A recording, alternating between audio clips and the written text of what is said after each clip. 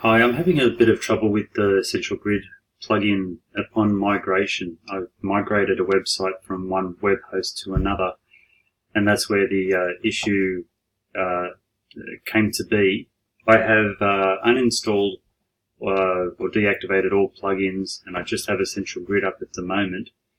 I uninstalled Essential Grid, reinstalled it, put the activation code in, and at the moment I can't get the editor preview to come up. I'm trying to use a custom grid. Couples, I think, was the last thing that I had, but I've lost the original grid, but that doesn't really matter. I'm happy to recreate it again. So I'll just select some images, and nothing seems to come up here.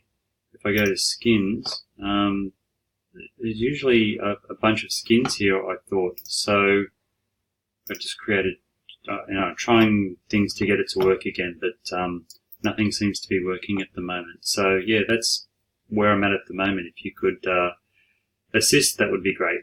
Okay, cheers.